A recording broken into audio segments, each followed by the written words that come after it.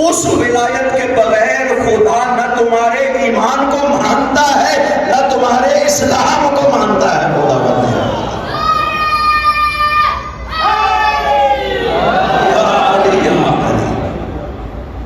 خدا اس کو خاص لفظوں میں بیان کر ما انزل الیک من ربک، وہ جو آپ پر آپ کے رب کی طرف سے نازل کیا جا چکا ہے. یہ نہیں کہا ما انزلنا جو ہم نے آپ پر ابھی نازل کیا ہے.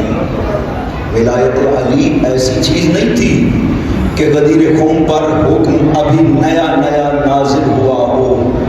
نہیں، ولایت علی تو ابتدائے رسالت سے پیغمبر مسلسل بتاتے رہے ہیں. دعوت ذوالشیرہ ابھی ابتدا ہے نا. سب محدثین نے لکھا ہے، مورخین نے لکھا ہے، تاریخ طبری، تاریخ کامل، مسند احمد حنبل سب میں موجود ہے کہ پیغمبر کو جب حکم ہوا وانذر عشیرتک الاقربین، یہ واقعہ تو آپ نے سب نے سنا ہوا ہے اس آیت کے ذریعے میں کہ بلائیں سب سے پہلے اپنے قریبیوں کو دعوت دیجیے. وہ پیغمبر نے مولا علی سے مشورہ کیا، علی مجھے یہ حکم ہوا ہے کہ جو سب سے قریبی ہیں انہیں دعوت دینی ہے اور بتانا ہے رسالت کے حوالے سے. علی نے عرض کیا یا رسول اللہ میں آمادہ ہوں.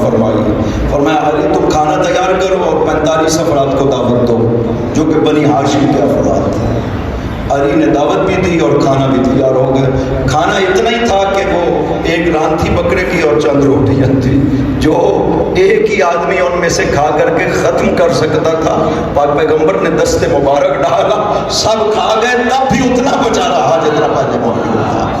برکت ہے پیغمبر اکرم ہے، بہت زیادہ برکات ہیں وجود مبارک پیغمبر اکرم.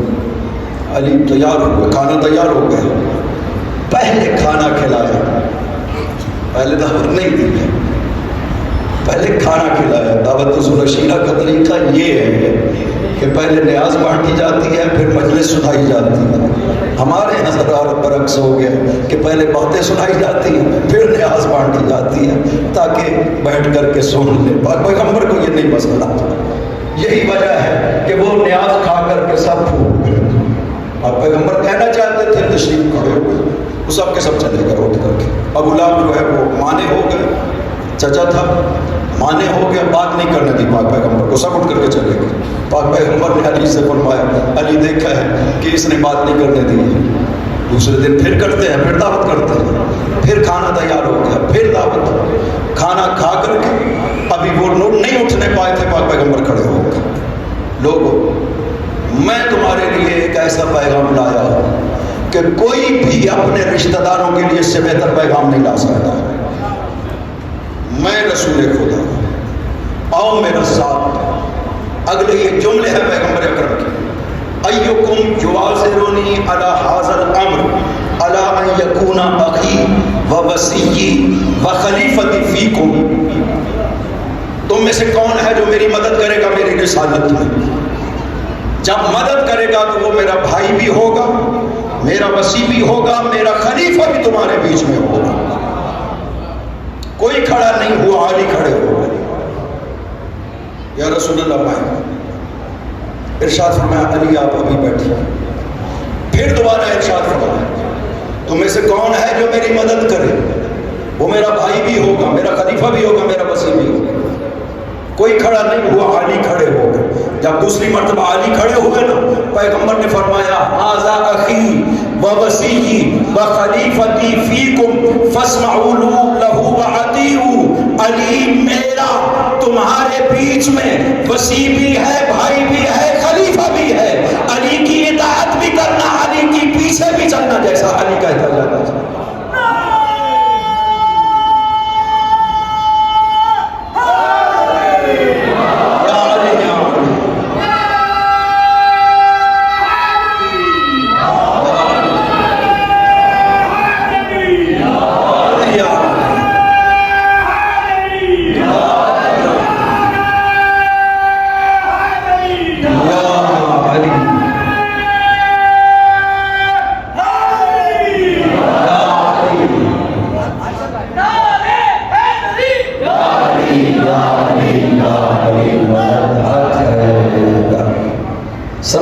मुहम्मद व आले मुहम्मद, अल्लाहुम्मा सल्लि अला मुहम्मद व आले मुहम्मद व अज्जिल फरजा।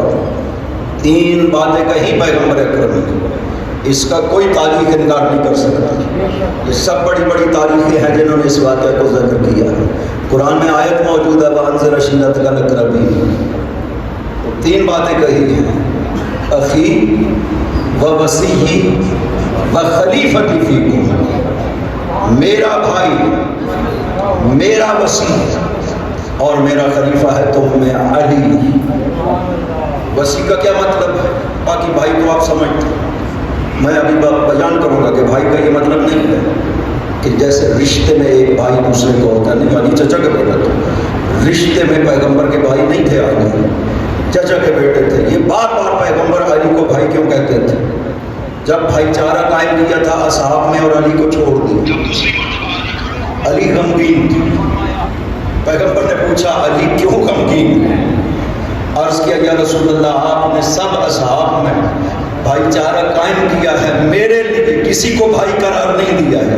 कहा अली तुझे मैंने अपने लिए छोड़ा है, अंत अखी फिर दुनिया वल आखिरा, तू दुनिया में भी मेरा भाई है, आखिरत में भी मेरा भाई है।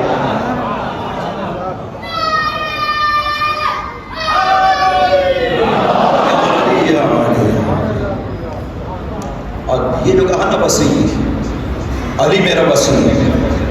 वसी का मतलब क्या होता है? वसी कहते हैं जो किसी की जानशीनी में उसके बाद वो तमाम काम अंजाम दे जो वो काम अंजाम दिया करता था, इसे वसी कहते हैं। और पैगंबर जो जो काम भी करते थे, जो भी पैगंबर के बाद वही काम कर सकता हो